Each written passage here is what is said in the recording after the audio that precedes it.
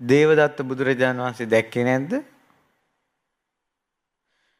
ඊළඟට කෝකාලික බුදුරජාණන් වහන්සේ දැක්කේ නැද්ද? ඊළඟට චින්චිමානිකව ධම්සභා මණ්ඩපයට ආවේ බුදුන් දැක්කේ නැද්ද?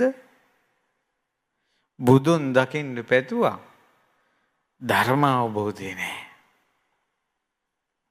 එහෙනම් ඒ ප්‍රාර්ථනාවෙත් සිදුරක්. ඒ ප්‍රාර්ථනාවෙත් සිදුරක්. චෛත්‍ය ඒකයි ගෞරවයෙන් යන්න කියන්නේ ධාතු සෑයක් ළඟට. ධාතුන් වහන්සේලා වඳිනකොට, බෝධින් වහන්සේලා වඳිනකොට, ස්තූප වඳිනකොට, මහා පින්කම් කරනකොට කල්පනාවෙන් ඉන්න ඕන පින්වතුනි. අම්මයි දුවයි ධාතු සෑයක් වඳින්න ගියා. යනකොට මල් ආසනේ රොඩු කහට වැටිලා පරමල් තිබුණා. අම්මා පරමල් ටික මෙහෙම අයින් කරලා කිව්වා දුවට කිව්වා හිටපන් මං ගිහලා වතුර ටිකක් අරන් එන්න. ඒක දුවගේ හිතට ඉච්චර ගියේ නෑ. කෙල්ල ඉතින් ලස්සන බුදු ගුණ කවි ටිකක් කිය අර ගෙනාපු මල් ටික ආසනේ තිබ්බා. බුදු ගුණ කවි කියා තිබ්බේ. දැන් අද වුණත් කවියක් කට පාඩම් පුංචි දෝනි මල් තියන්න පුළුවන්. මේ මල මම නෙලා ගත්තේ මගේ මල් වත්තෙන්. කියක් තියන්න ඉඩ තියෙනවා. ඉතිවිසෝ ගාතාව කියාගෙන කිය තියන්න ඉඩ තියෙනවා අදටත්. නමස්කාර වේවා බුදුරුවනට සැමදා බුදු හිමි සරණ යමි.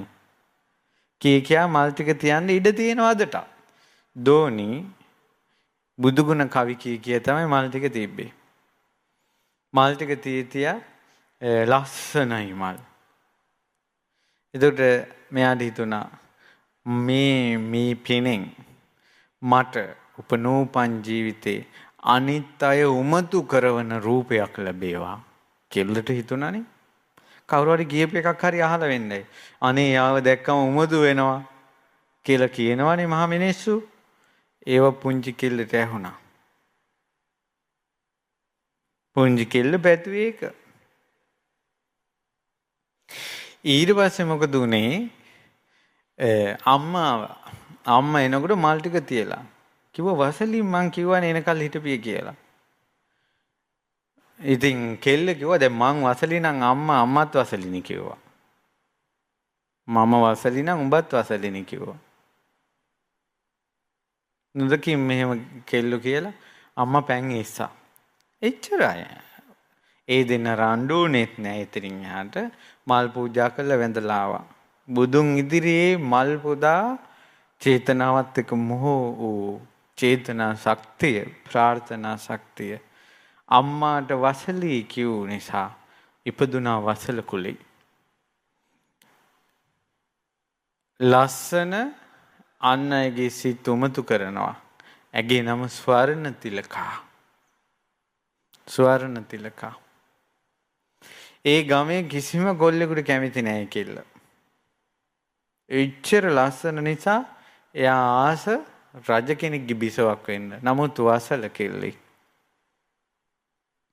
ඒ නිසා පාරේ යද්දිනොත් ඈ සලුවෙන් මොහොන වහගෙන යන්නේ. ගෙදරින් වැඩි යන්නේ. ගමේ හිටපු ප්‍රධානම ඒ වසල ගමේ ප්‍රධානියාගේ පුත්‍රයා යෝජනාවක් දැම්මා. ඊට පස්සේ ඒ යෝජනාවට මෙයා තරී සැරපරසව ප්‍රතික්ෂේප කළා. කොල්ලගේ හිත රිදුණා. හිටපන් කියලා රජමාලිගාවට ගියා.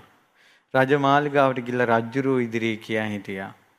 රජතුමනි මේ වාගේ කෙල්ලෙක් ඉන්නවා. ස්වර්ණ තිලකා කියලා. රජ කෙනෙක්ගේ බිසවක් වෙන්නයි කැමති. ඒ කියන්නේ රජවරු වසල කුලයේ අය මාලිගාවටවත් වැද්දා ගන්නේ නැති තරම්. මෙයා ආවෙත් පණිවිඩයක් කියන අදහසින්. ඒ නිසා ඒක දැනෙන්නත් එක්ක තමයි තමන්ගේ ඇඟිල්ලේ තරමට ඉදෙමින් නැති එකට රජ්ජුරුවෝ දඬුවම් කරાવી කියන අදහසින් අර කොල්ල පණිවිඩය දුන්නේ. රජ්ජුරුවෝ කිව්වා හිටපන් හොඳ වැඩක් කරන්න. අපේ පුරෝහිත බ්‍රාහ්මණයා මට බමුණන්ගේ නම මතක නැහැ. ඒ අය ස්ත්‍රියට කැමති නැහැ. රජතුමාගේ පුරෝහිත බමුණා ස්ත්‍රීන්ට කැමති නැහැ. කොච්චරද කියනවනම් පාරේ යනකොට රජ මාලිගාවට යනකල් පාරේ දෙපැත්තේ ස්ත්‍රීන් ඉන්න බෑ. කලින්ම වෙනම සේනාවක් යවනවා. සඳුන් කිරිපැන් පාරට ඉහිනවා ස්ත්‍රීන්ට පෑගිච්ච කිලිටු පාරේ මං යන්නේ නැහැ කියලා. එච්චර ගෑනු එපා වෙලා. ඊට පස්සේ සඳුන් කෙල්ලෙක් බැරි වෙලාවත් ස්ත්‍රියක් දැක්කොත් එහෙම සඳුන් කිරිපැන් වලින් ඇස් දෙක හොදනවා. නොදැකිය යුතු දෙයක් දැක්කා කියලා. ඒ වගේ තමයි මේ බ්‍රාහ්මණයා රාජ සභාවට එන්නේ. ඒ බ්‍රාහ්මණයා රාජ සභාවට එන දවස්වලට ස්ත්‍රීන්ගේ නඩුවත් විභාග කරන්නේ නැහැ. ස්ත්‍රීන්ගේ නඩු විභාග කරන දවස්වලට බ්‍රාහ්මණයා කැඳවන්නෙත් නැහැ. රජුරෝ කිව්වා ඔය කෙල්ල පුළුවන් නම් ඔය අපේ පුරෝහිත බ්‍රාහ්මණයාට විවාහ කරලා දෙන්න බමුණු කුලේනේ කිව්වා. ඊට පස්සේ ඔය පණිවිඩේ ගියා. එතකොට දැන් මේක හාහෝ ගාගෙන ගියා රාවපති රාව. එතකොට ප්‍රදේශ රජවරුන්ට ගියා රොඩි ගමේ ඉන්නවා ලස්සන කෙල්ලෙක් රජකුමාරවරු පතනවාය කියලා. ඊට පස්සේ අර බමුණට රාජ නියෝගින් විවාහ කරන්න කෙල්ල ගෙන්නගෙන යනවායි බමුණාගේ ගෙදරට කියලා පැතිරිලා ගියා. රාජ කුමාරවරු මේ මාන්නංකාර කෙල්ල කවුද කියලා බලන්න රාජ්‍ය 5කින් කුමාරවරු මේ මාවතට ඇවිල්ලා හිටියා. මාන්නකාරී කවුද කියලා බලන්න. ඒ මාන්නකාරී කවුද කියලා බලන්න හදනකොට ඒ යන පාරේ අර ස්වර්ණ තිලකා වස්ත්‍රයේ මෝනේ මෑත් කළා රාජකුමාරයෝ දිහා බැලුවා. බලනකොට ඇඟ පිච්චිලා ගියා. හිත උමතු වුණා. රජ කුලයෙන් අපිට නීති දාලා තියෙනවා වසලයක් බඳින්න එපා කියලා. මේ වාගේ සුන්දර ලලනාවක් නැති මාගේ ජීවිතේ කුමටද කියලා ඉන්දියාවේ පින්වතුනි එදා රාජකුමාරවරු 5 දෙනෙක් තමන්ගෙම කඩුවෙන් තමන්ගෙම බෙල්ල කපා ගත්තා. මෙයාව බඳින්න බෑ කියන නීති ඉදිරියේ බඳින්න බැරි ශෝකෙට. රාජකුමාරවරු 5 දෙනෙක්ගේ ගෙල සිඳුනේ ස්වර්ණ තිලකම් කරපු ප්‍රාර්ථනාව. ඊට පස්සේ අර ස්ත්‍රීන් පෙන්ෙන්න බැරි බ්‍රාහ්මණයා ඉන්නේ. ඒ බ්‍රාහ්මණයාගේ නිවසට මෑව අරගෙන ගියා. ස්ත්‍රියක් කියලා කියනකොටම තූ කියලා ගැහුවා. නෑ බ්‍රාහ්මණය රජතුමාගේ නියෝගයෙන් ආවේ මොහොතක් බලන්න. ඊට පස්සේ නෑ කියලා කිව්වා. වදෙන් පොරෙන් බ්‍රාහ්මණයාට පොඩ්ඩක් ඈගේ net සංගල පෙන්නුවා. ඈගේ net සංගල පෙන්නු සැනින් ඒ බ්‍රාහ්මණයාගේ ඇරුණ net වහගන්න බැරුව ගියා. ඇරුණ කට වහගන්න බැරුව ගියා. බ්‍රාහ්මණයා උමතු වුණා. ඇයි පැතුවේ එහෙමයි? බ්‍රාහ්මණයා උමතු වුණා.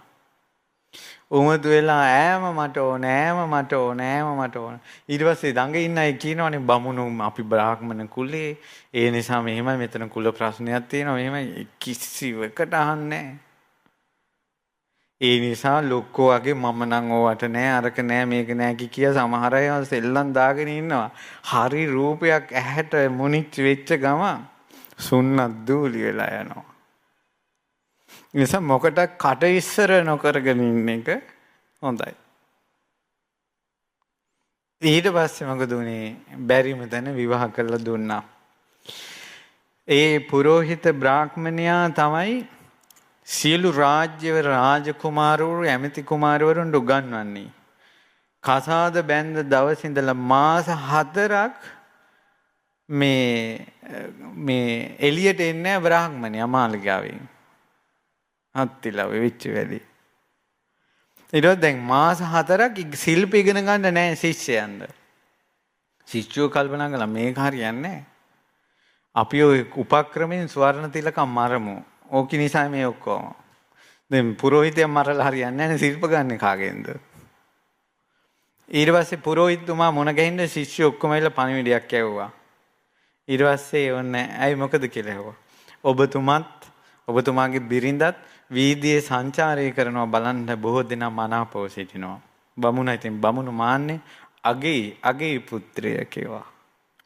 මේ වීදියේම සොළොස් කලයක් රාපවලා සැඩ ඇතෙක් වීදියේක බැඳලා තිබ්බා ස්වර්ණ තිලකා එන්නකොටම අත්අරින්න. පාරේ එනකොටම අත්හැරියා. ඇතා දූවිලි නංවගෙන ඇවිල්ලා ස්වර්ණ තිලකා ළඟට ඇවිල්ලා ඇතා බමුණට හපන්. ඇතාටත් පිස්සු හැදුනා. ඇතා හොඬ වැල දාලා ඈ වැළඳගෙන පිටේ තියාගත්තා. ඇතත් මේ ගෑණි ඔළුවේ තියාගත්තා. ප්‍රාර්ථනාවල මේ සද්ධර්ම අලංකාරي තියෙන්නේ පතන් එපා හීන දේවල් කියලා. ඊළඟ ආයේ වෙනම මෙහියුමක් දියත් කළා ඇතාගේ පිටින් ස්වර්ණ තිලකා බස්වා ගන්න.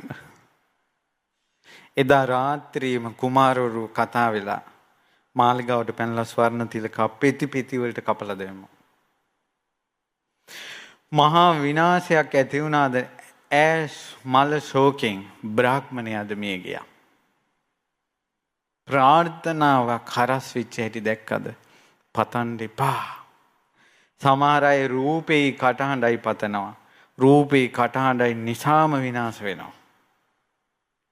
ඉඟි බිඟි දඟරවලට කට්ටිය පතනවා. දැන් ඔය එක එක සුපර් ස්ටාර් වල චූටි ළමයි කෙල්ලෝ කොල්ලෝ නටනවා ආසාවට අනිත් අයත් අහිතේ ඒ ප්‍රාර්ථනාව වඩනවා. අනේ මටත් මෙහෙම විදුලියක්සේ රූ රැසේ අඳිනා ලෙසේ අත් දෙලදිදී විදුලිය පබා වගේ නටන්න ලැබේවා කියලා. එතකොට උපනෝපන් ජීවිතේ නලංගනක්. කොල්ලෙක් වෙලා ඉපදුනත් එයාට සිටු කුලයක ඉපදුනත් රජ කුලයේ ඉපදුනත් නටන්නම තමයි හිත යන්නේ. එතනින් එහාට හිත වැඩ කරන්නේ. ප්‍රාර්ථනා. ඒ නිසා පින්වත්නි මේ විදිහට ජීවිතයේ ප්‍රාර්ථනා වලින් යද්දී මිනිසයාට බාධා කරන හැටි. ඒ නිසා මෝඩකම් වලට සංසාරේ තම තමන්ගේ විච්ච මෝඩකම් වලට දැන් මොකද කරන්නේ? දැන් ඊළඟ උත්තරයකුත් දෙපැයි. දැන් කොච්චර උදාහරණ වලින් කිව්වත් දැන් තමන්න මතක් වෙනවා මමත් ඔහොම කළා තියෙනවනේ මමත් ඔහොම කළා තියෙනවනේ කියලා. දැන් උත්තරයක් බලමු මේකට. ඒ තමයි පින්වත්නි ඒකටත් මම වෙච්ච සිදුවීම් කියන්න. මේ ප්‍රශ්නේ ජය ගන්න ඒ කියන්නේ මේ මෝඩ ප්‍රාර්ථනාවල තියෙන භයානකකම ධර්මය අහද්දි දැන් හිතෙනවනේ අපිට. දැන් වැඩි ඕනේ මේ නෝන වැඩින බෝසත් කතා 44 වෙනි පොතේ තියෙනවා ලස්සන ජාතක කතාවක් ගත පණ්ඩිත ජාතකය කියලා. රජ කෙනෙක් මල්ලව පොරකාරයෙක් මරද්දී මල්ලව පොරකාරයා වෛරයක් ඇත කරගත්තා උපනෝපන් ජාතිය මං ඔබව මරනවා කියලා. ඇත්තට මේ මල්ලව පොරකාරයා යක්ෂයෙක් වෙලා ඉපදිලා අර මුළු පවුලම විනාශ කරනවා. ඔක් ගත පණ්ඩිත ජාතකයේ තියෙනවා 44 වෙනි පොතේ. ඒ වගේ සමහර අය වෛරයට කියන්නේ මම මැරුණත් උඹ ඉන්න තැනට එනවා. මම මැරුණත් එනවා නායක වෙලා එනවා මම පලි ගන්නවා. මේ වගේ වත්තිසෙන් භයානකයි. කවුරු හරි ඒ වගේ දේවල් ඔබට කියලා තියෙනවා නම් මම ඔබෙන් පලි ගන්නවා උපනෝපන් ජීවිතේ කියලා. තව කතාවක් තියෙනවා මේ මතක් වුණා මට මේ ප්‍රාර්ථනාවල තියෙන භයානකකම. මම ඊට කලිනුත් ওই විස්තරي කියලා ඇති. ඉස්කෝලේ යන කාලේ ළමයි ටික වට වෙලා කෙල්ලෙකුට විහිළු කරනවා. ඊට පස්සේ මේ කෙල්ල ගොඩාක් එකෙන් පීඩා විඳ හිටියේ. එතකොට එක කොල්ලේ නිතර විහිළු කරනවා. මේ කෙල්ලට හොඳටම තරහ ගියා. තරහ ගිහිල්ලා කිව්වා මං උඹට සාප කරනවා. මං සාප කරනවා. තොට ඉපදෙන දරුවෝ විරූපී වේවා. කියලා සාප කළා. ගොඩාක් සාප කළා. ඊට පස්සේ ඔන්න මේ ගෑන් ළමයි ඉගෙනගෙන කියාගෙන හිටිය පස්සේ කාලෙක යෝජනාවකින් විවාහ වුණා. විවාහ වුණේ අර කොල්ලත් එක්කමයි. සසර දිහා බලන්න. මෙයාට එක ගානක් නැතුණු ඉස්කෝලේ යන කාලේ අවුරුදු 4-5ක් ගිහිල්ලා එයා රස්සාවක් කරන් පස්සේ විවාහ වුණේ යත් එක්කම. ඔන්න දරුවෝ ඉපදුනා. ඒ ඉපදුන දරුවෝ විරූපී. දැන් අපි දවසක වැඩසටහනකට යනකොට චීට් එක ලියලා ඒවල තිබ්බතින්. හිතා ගන්නත් අමාරුනේ. ඊට පස්සේ මං කිව්වා මේකේ ලියලා ඒවල තියෙන කෙනා ඉන්නවනම් ඇවිල්ලා මුණ ගැහෙන්න. දරුවෝ 3 දෙනෙක් එක්ක ඇවිල්ලා මුණ ගැහුණා. මම බැලුවා ලස්සන ළමයි 3 දෙනෙක්. අම්මට පේන්නේ කැතට. ළමයි 3 දෙනා ලස්සනයි. අම්මට පේන්නේ කැතට. ඒක අපිට කර්මයක් විදිහට දැම්මන් සමහරවිට මෙහෙම වෙන්නත් පුළුවන්. ඒ තමයි දැන් අර පරණ සිද්ධිය අම්මට මතක් වෙනවනේ. මතක් වෙන නිසා අම්මට නිතර මානසිකව මේක බලපාලා ඇති. ඉපදෙන දරුවා කැත වීද දන්නේ නැහැ. කැත වීද දන්නේ නැහැ කියලා. ඒකට අම්මගේ මානසික ස්වභාවය නිසා ලස්සන ළමයි කැතට පේනවා. ඇයි ඉතින් ආදරේ රාගේ වැඩි වුණාට පස්සේ කැත අය ලස්සනට පේන්නේ? ආච්චිලා තරුණ අය වගේ පේන්නේ. නේ? ඒ නිසා මේකත් වෙන්න පුළුවන්. නමුත් කර්මානුරූපයි. එතෙන්ද හිත හැදුනේ දා සාප කරපු නිසා. භයානකයි මේවා. ඊළඟට සමහර වෙලාවට ඕකුන්ට පරම්පරා පිටින් විනාශ වෙන්න ඕන කියනවා උන්ගේ මට කරපු දෙයට කියලා සාප කරනවා. සමහරට ඊළඟ ජීවිතේ ඒ සාප කරපු කෙනාගේම බිරිඳ වෙලා උපදිනවා සාප කරපු කෙනා. ඒකට එයාලගේ පරම්පරාව තමයි විනාශ වෙන්නේ. කොහොමද? ඒ නිසා මේ හිස් ප්‍රාර්ථනා රාගය මුල් කරගෙන, ද්වේෂය මුල් කරගෙන මේ කරන ප්‍රාර්ථනාව අපිට බාධා පිණිසම පවතිනවා.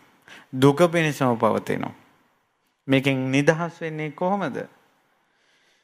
ඒකට ඕන පින්වත්නි ඉස්සල්ලාම මේ ස්වභාවය තේරෙන්න ඕන. ඔන්න ඔබට තේරුණා යම් විදිහකට. දැන් මොකක්ද ඊළඟට කරන්නේ?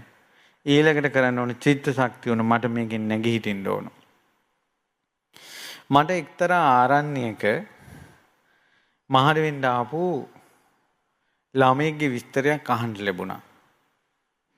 ඒ තමයි මේ පුතා බණ අහලා කොමාරි සසර දුකෙන් නිදහස් වෙනකොට අම්මලා කියලා එහෙනම් අර ආරණ්‍යට ගිහලා මහාන වෙන්න.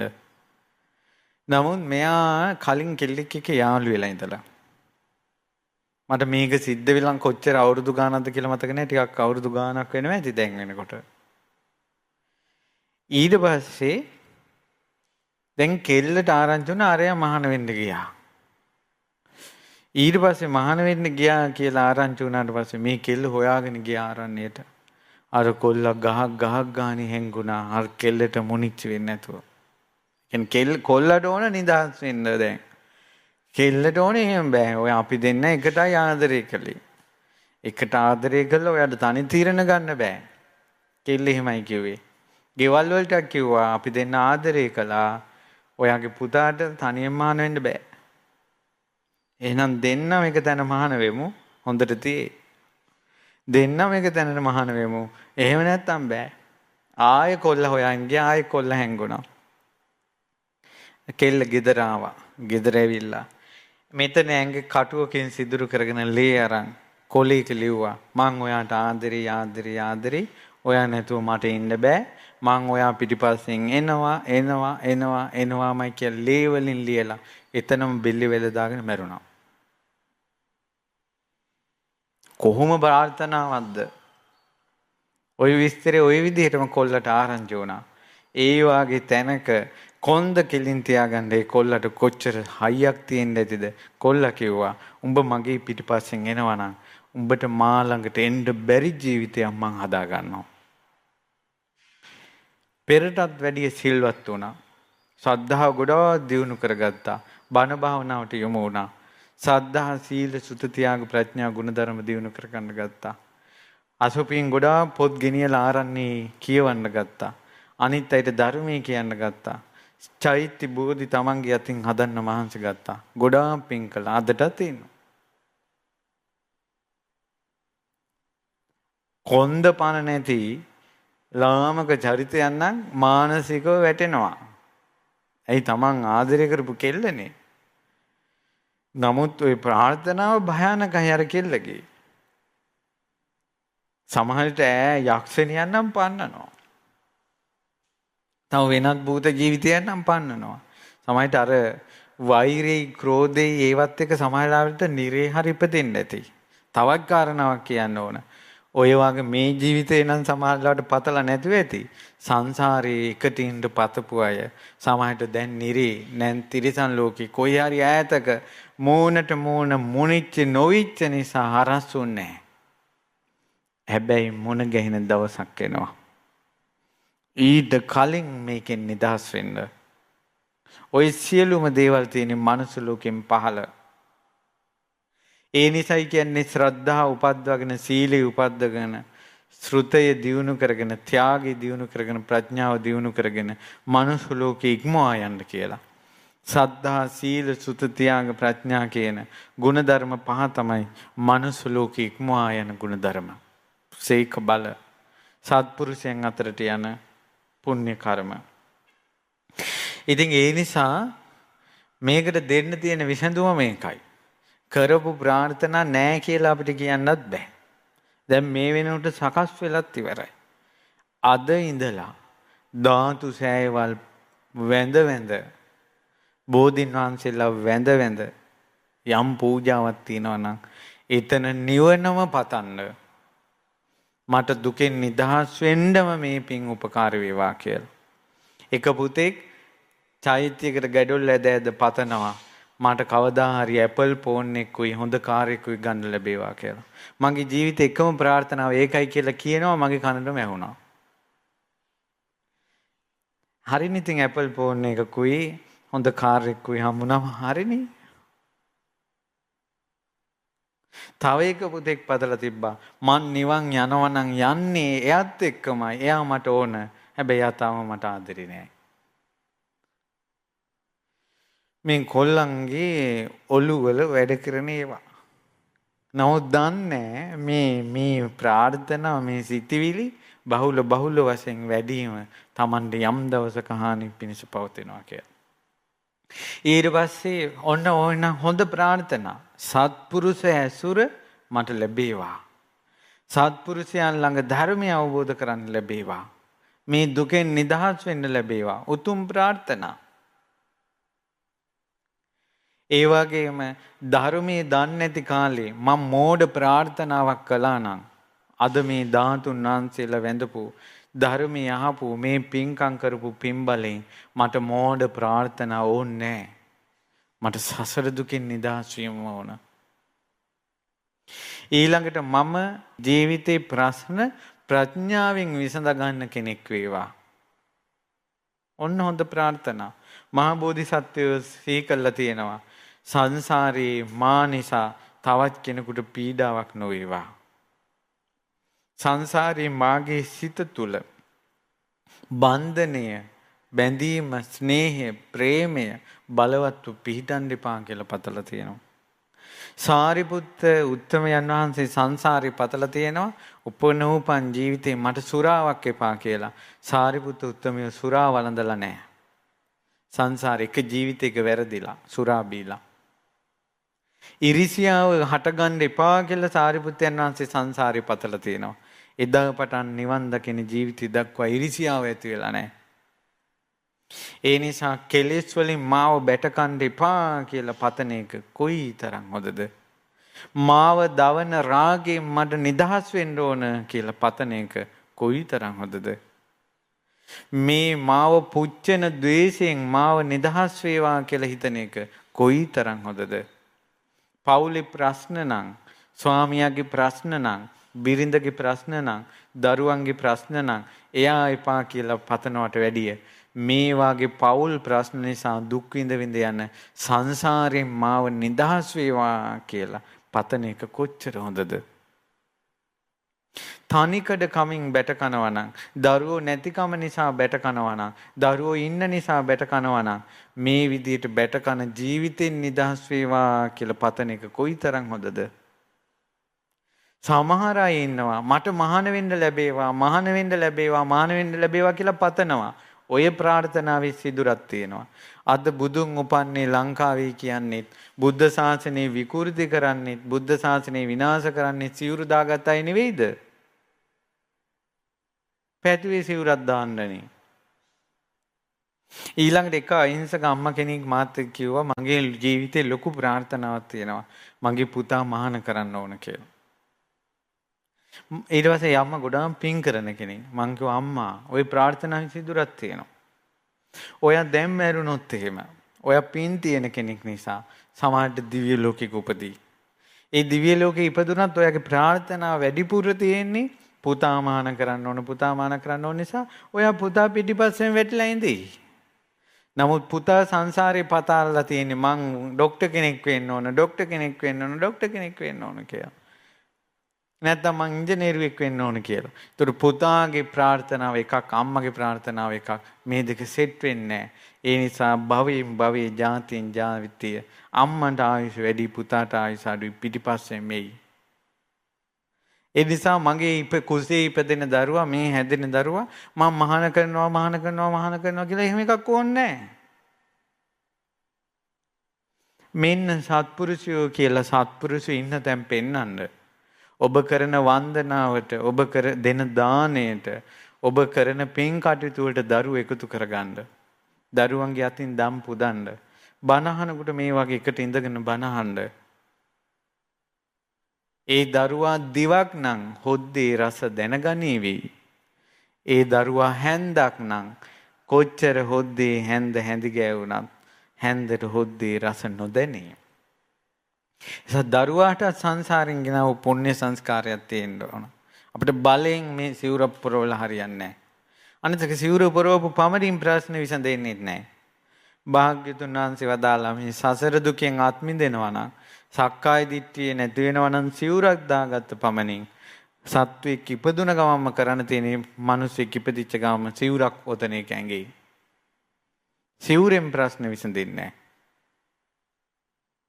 ඒ නිසා සසර දුකෙන් ගිහියෙක් විදියට හෝ වේවා පැවිද්දෙක් විදියට හෝ වේවා සසර දුකෙන් නිදහස් වෙන්න නැත්තම් ධර්මය අවබෝධ කරගන්න නැත්තම් අන්න ඒකමයි සත්පුරුෂයෝ යම් තැනකද මාගේ උපත එතන වේවා.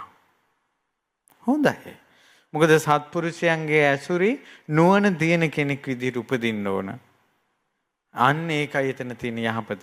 ඒ නිසා සසර දුකෙන් නිදහස් වීමම ප්‍රාර්ථනා කරන්න.